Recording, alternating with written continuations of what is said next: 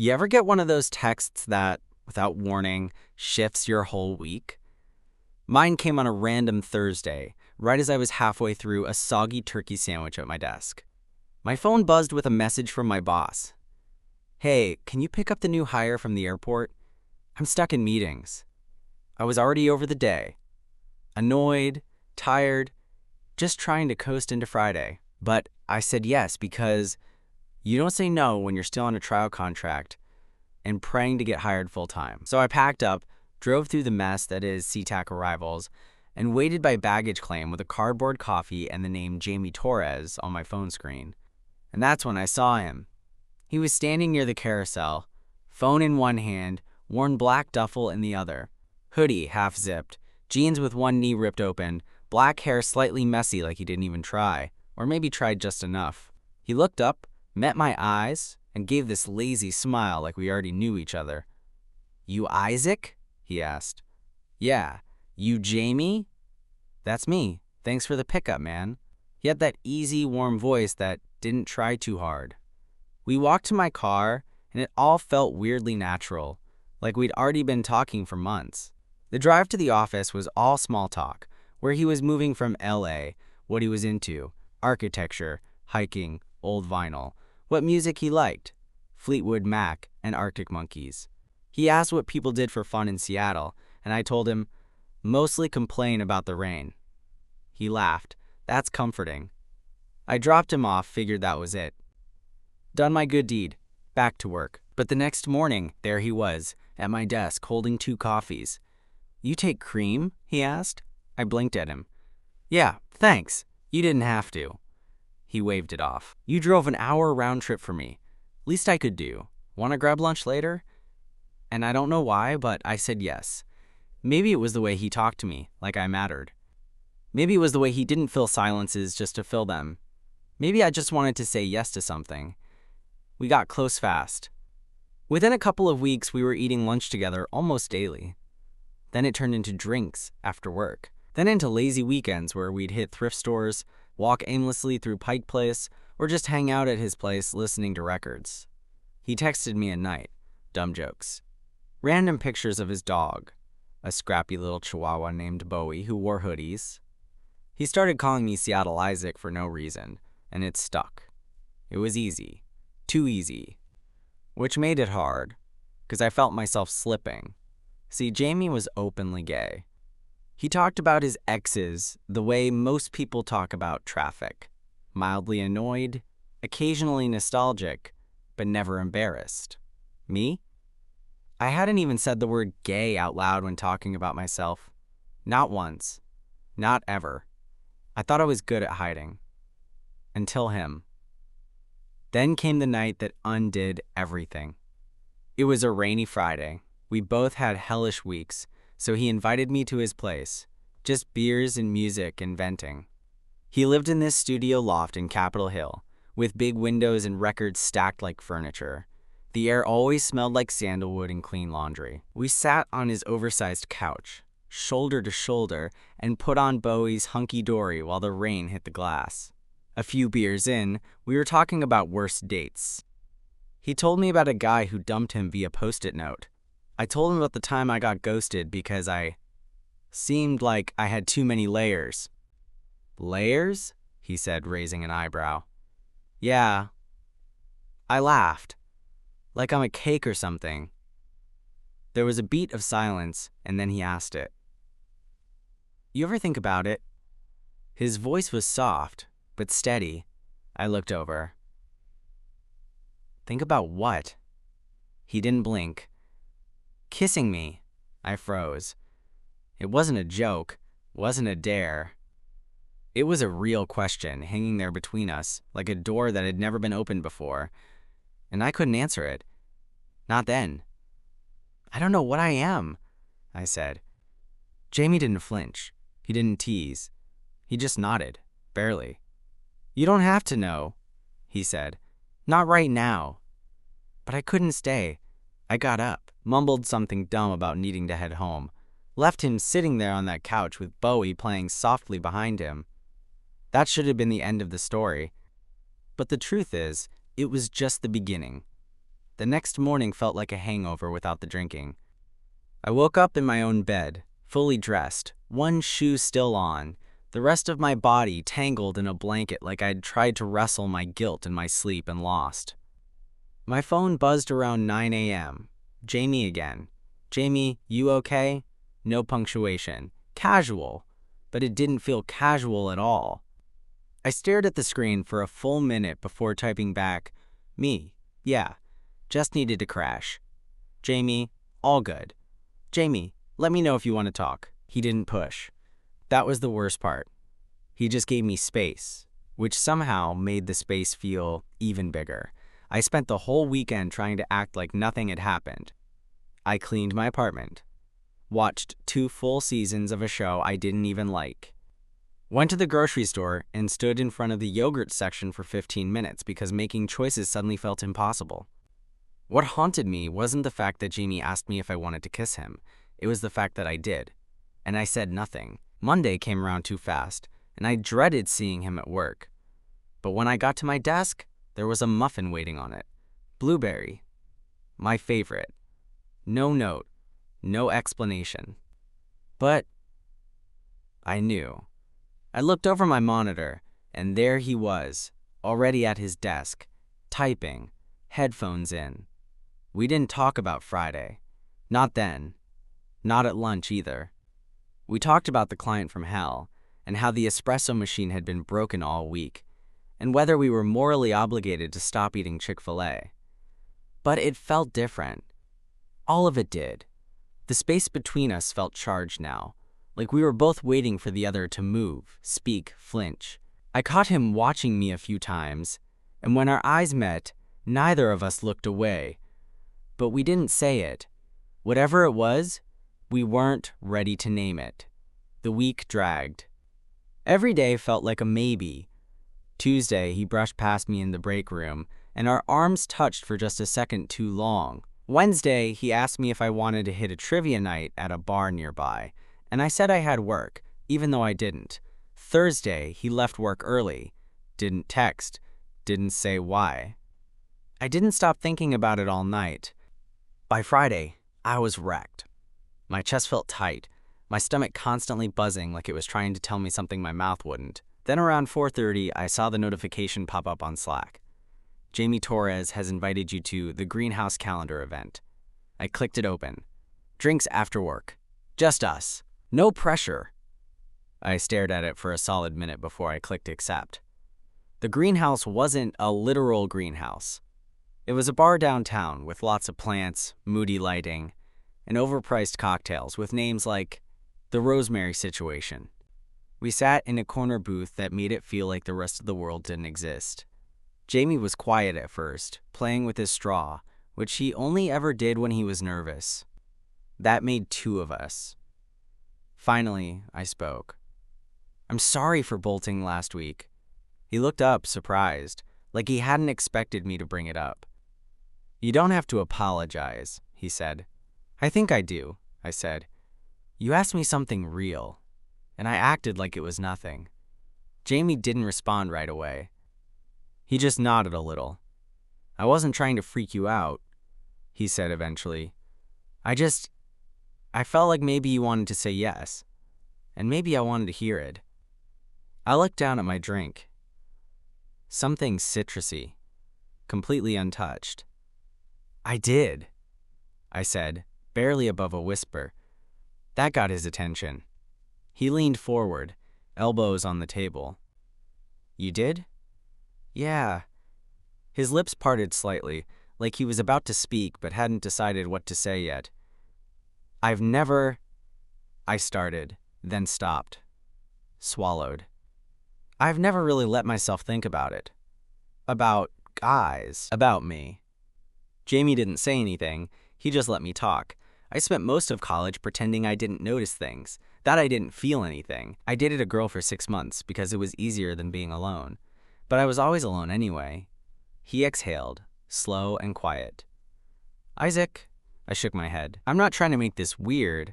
I don't want to keep pretending. Another silence stretched between us, but this time, it wasn't scary. It felt full, like something new had moved in. Jamie reached across the table, just his fingertips brushing against mine. "You don't have to know everything right now," he said, "but if you want to figure it out, I'm here."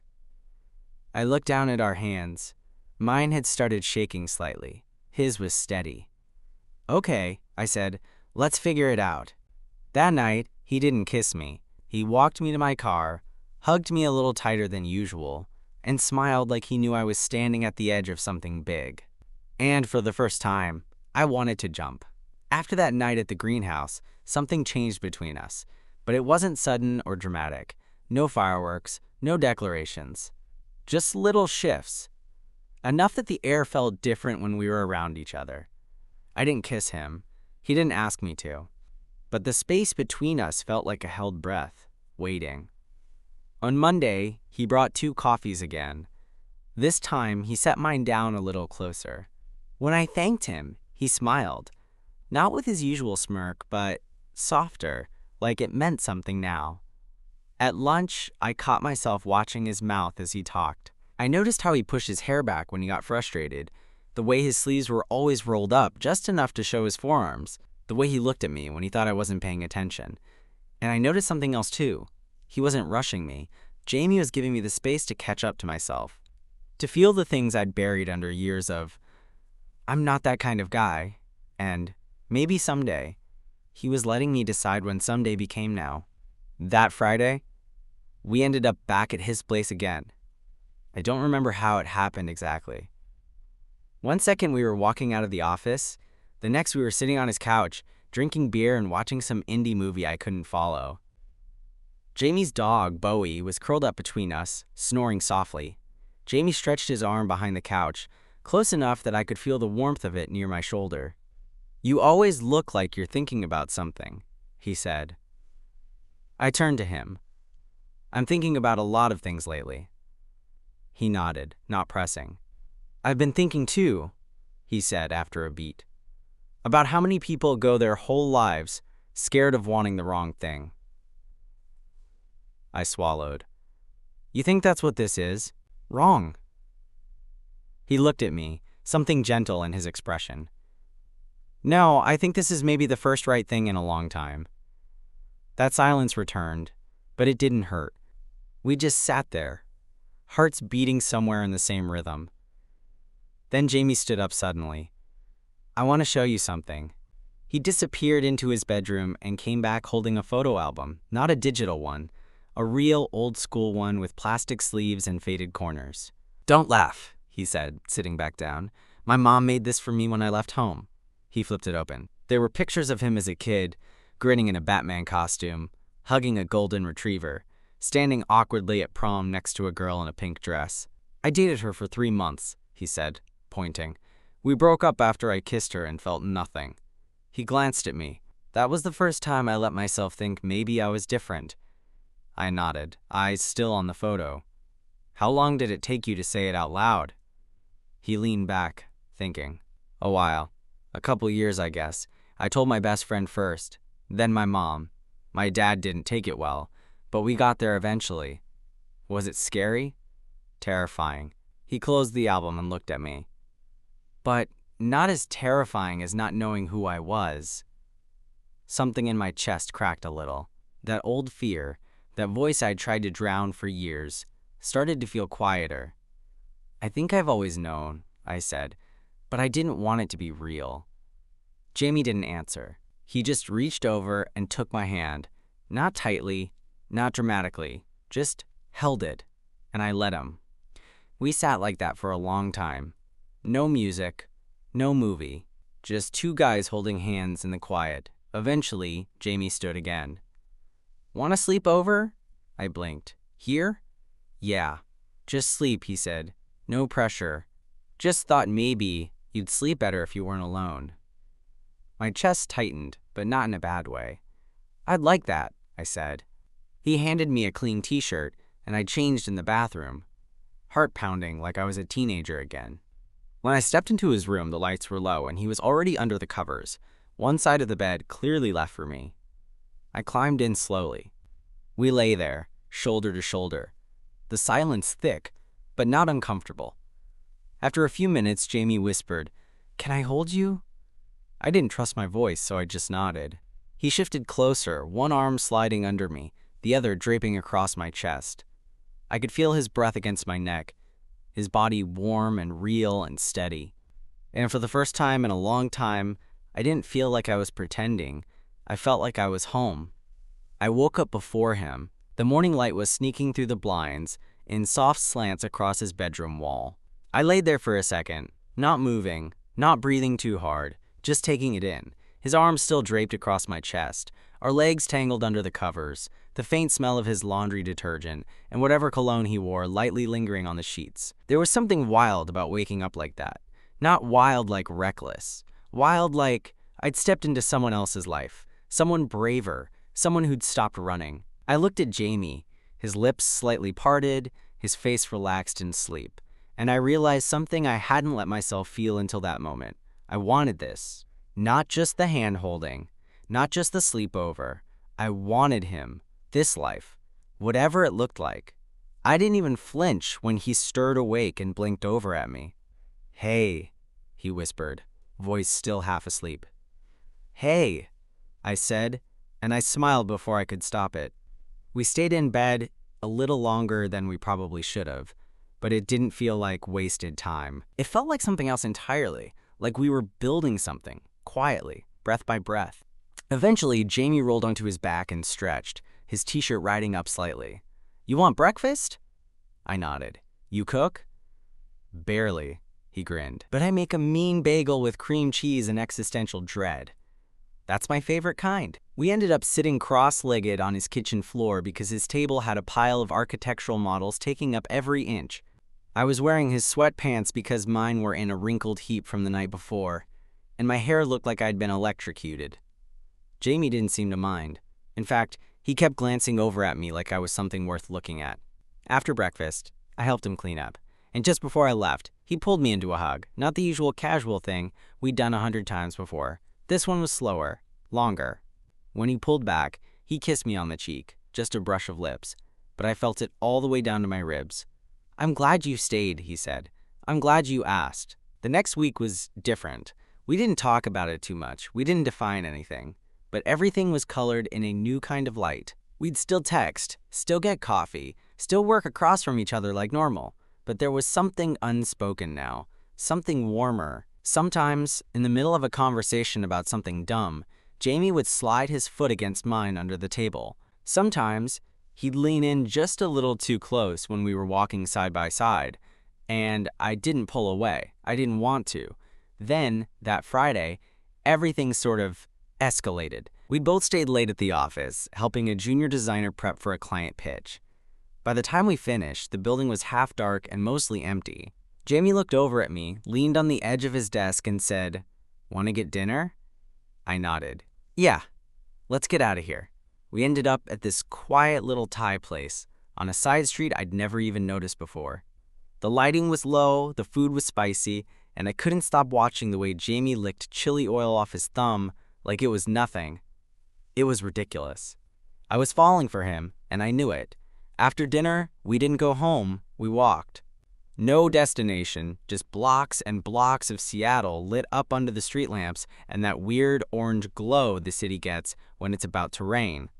Jamie kept brushing his hand against mine as we walked, not holding it, not quite, just testing. Finally, I stopped walking. He turned to look at me. "You okay?" "I'm tired of pretending I don't want to do this," I said, heart pounding. "So I'm not going to pretend anymore." And then I kissed him. Right there on the sidewalk, right under the street lamp, with the faint sound of traffic in the background and that buzz of electricity in my fingertips. He kissed me back like he'd been waiting for it. And when we finally broke apart, he smiled in that crooked, slow way that always made my chest ache. "Took you long enough," he said. That night, we went back to his place. And this time, when he asked me to stay over, it wasn't just about sleeping. It wasn't about rushing anything either. It was just honest, slow, real. He held me like he meant it, like he saw me. Not the version I'd been pretending to be, but the one underneath all of it. And I let him. Because for the first time in my life, I wasn't scared of being seen. The first time Jamie introduced me as someone I'm seeing, it caught me off guard. We were at a friend's housewarming, one of his grad school buddies, the kind who talks with their hands a lot and serves wine out of mason jars like that's just a normal thing. I was already a little nervous being in his world, surrounded by people who knew him from a life I hadn't been part of. Then someone asked, "And who's this?" Jamie didn't miss a beat. He smiled, slid his hand lightly against the small of my back, and said, "This is Isaac, someone I'm seeing. Not my friend, not my coworker, someone I'm seeing." He said it so casually, but I felt it in my chest like a flare going off.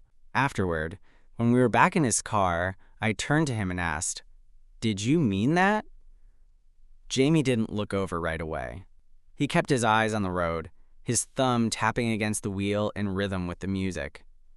"Yeah," he said, finally glancing over. "I meant it. Unless that's not what you want." I looked out the window for a second, watching the blur of lights pass by.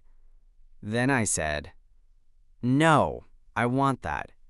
He reached over and grabbed my hand, held it right there on the console, in the middle of traffic like it was the most normal thing in the world. And maybe it was. Things got easier after that. Not perfect, never perfect, but more real. We started seeing each other every weekend. Sometimes midweek, we'd cook dinner together, or order takeout and critique bad movies like we were professional film snobs. He kept a toothbrush at my place. I started leaving hoodies at his. We were weaving into each other's lives in that slow, accidental way where you don't even notice it until you're deep in it. People at work started to catch on. Not in a loud, gossipy way.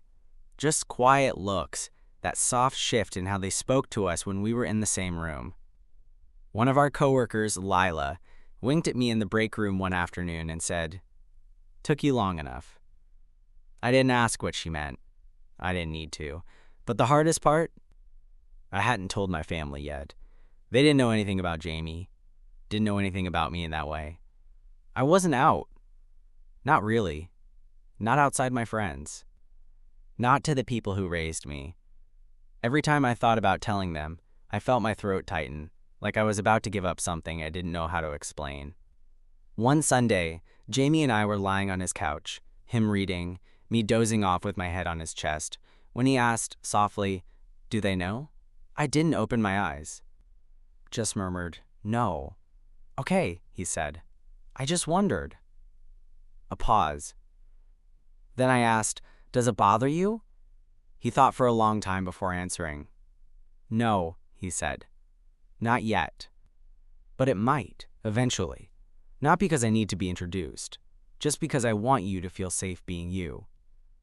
I opened my eyes then, looked up at him.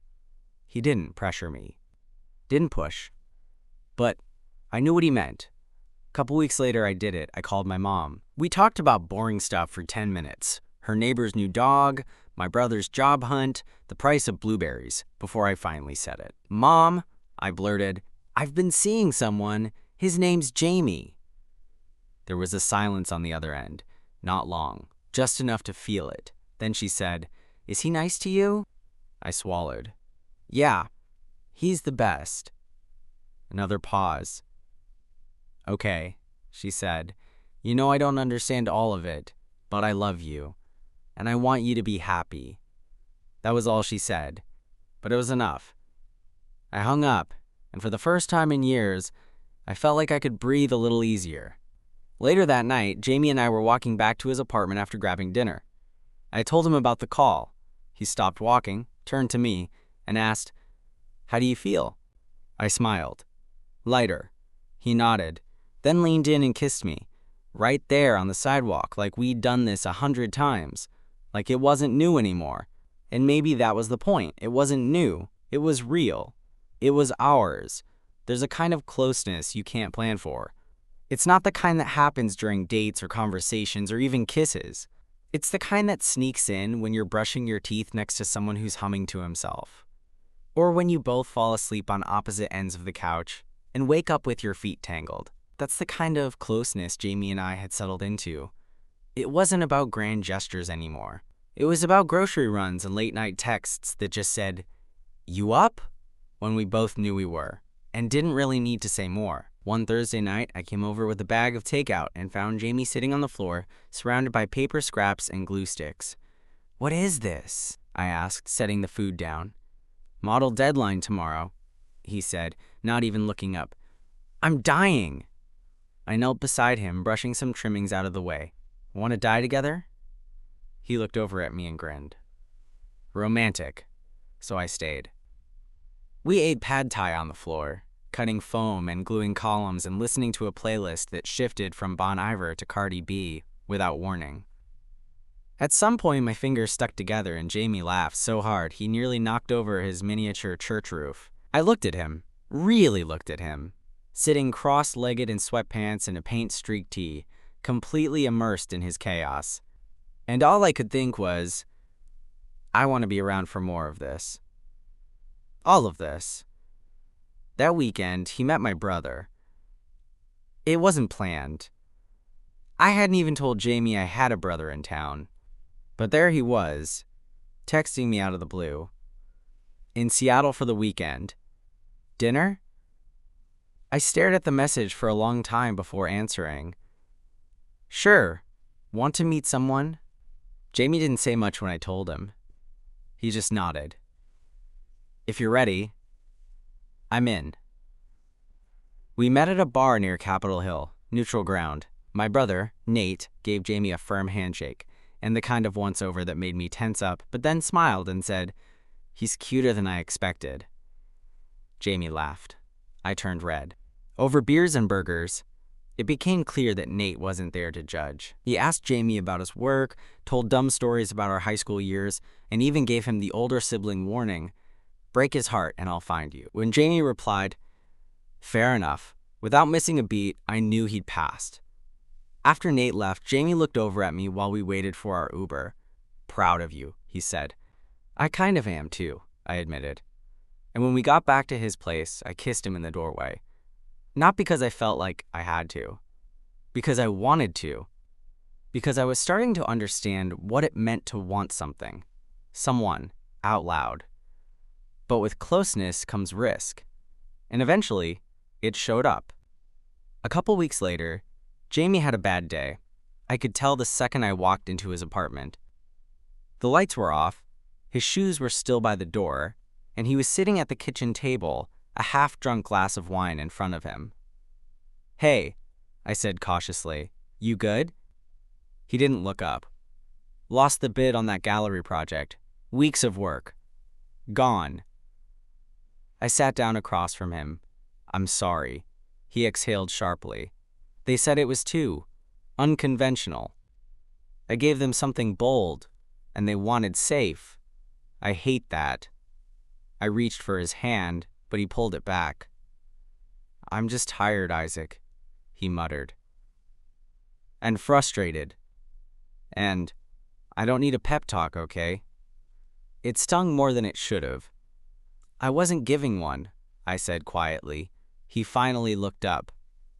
"I know. I don't know how to do this sometimes. Let someone in. Be mad around them. Be disappointed around them. I'm used to dealing with it alone." "Well," I said, trying to keep my voice steady, "you don't have to be alone now. But you do have to let me stay if I'm gonna be here." Jamie nodded, rubbing his eyes. "I'm sorry. Don't be. Just be honest with me next time, even if it's messy." He reached across the table and finally took my hand. And just like that, the tension cracked open into something softer. Something that felt like trust. That night, I didn't sleep much. Not because anything was wrong, but because I couldn't stop thinking about how fragile it all was. How easy it would be to ruin something by holding it too tight or not tight enough. Lying there beside him, listening to the rise and fall of his breath, I realized I didn't want perfect. I just wanted this. All the mess. All the quiet.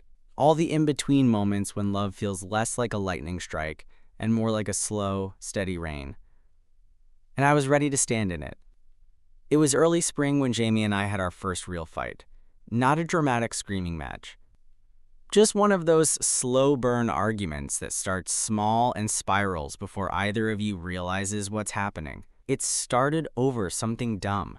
He canceled dinner last minute because he had a deadline, and I made a passive comment like, "You could have told me sooner." He looked up from his laptop, clearly stressed, and snapped, "I didn't think I needed to schedule every breath I take." I just stood there, unsure if I was more irritated or hurt. "I'm not asking for much, Jamie. Just a little heads up." "Yeah, well, sometimes I forget, okay?" he said, standing. "I'm not perfect. I never said you had to be." He ran his hands through his hair, pacing slightly. "You always act like I'm shutting you out when I get busy. I'm trying. I'm doing my best here." "I know you are," I said, quieter now. "But when you push me away every time things get hard, it makes me feel like I'm temporary." Jamie froze. It was out there now. The truth I'd been holding in for weeks. "I'm not trying to make this harder than it needs to be," I added. "But I need to know I'm not just here for the good days, that I can be here when it sucks too." He sat down on the edge of the couch, head in his hands. For a long time, neither of us spoke. Then finally he said, "You're not temporary. You're the first thing in a long time that feels like it could last." My chest tightened. He looked up, eyes a little glassy. I get scared. When things feel this good, I start waiting for the part where they fall apart. So I shut down. "It's not about you, Isaac. It's about me being afraid to need someone." I crossed the room, sat beside him, took his hand. "Need me," I said. "I can take it." After that, something shifted. Not in a big way. We didn't suddenly have all the answers. But we started asking better questions. He told me more about his past. About his ex who left when Jamie's dad got sick and everything got too heavy. About how he learned to rely only on himself. I told him about the years I spent pretending I wasn't like this. The way I built a life around the version of me I thought people could accept. And how much lighter it felt to finally let that version go. We started talking about future things, quietly, in fragments. Like how we both hated open-plan kitchens. How neither of us could keep a plant alive. How maybe, someday, we could live somewhere with enough light to try again anyway. One night in late April, we sat on his roof with blankets wrapped around our shoulders, drinking cheap wine out of mugs. The city looked endless, lights blinking like Morse code, and he asked, "Do you remember the first time I asked if you ever thought about kissing me?" "Yeah," I said, smiling at the memory. "You ruined my brain for a week." He chuckled. "Well, you've ruined mine ever since." I turned to look at him. "Good." He leaned in, kissed me. Soft, unrushed, familiar now in a way that made everything before him feel like practice. And in that moment, I knew this wasn't just a phase. This wasn't an experiment or a fling or a chapter I'd one day outgrow. This was it. Not because it was dramatic, but because it wasn't. It was showing up. It was staying. It was choosing each other over and over, even when it's inconvenient. Especially then. The next morning, he made me pancakes shaped like question marks. "What is this?" I asked, laughing. He shrugged, standing in his stupid robe, spatula in hand. "A mystery breakfast. You love puzzles." I sat at the counter, still grinning like an idiot. I didn't need a proposal. Didn't need a label. Didn't need anything big or loud. I just needed mornings like this. The soft ones. The ones where we were a little tired, a little messy, and completely ridiculously in love. I used to think falling for someone would feel like losing control. But loving Jamie, it felt like finally being steady on my feet.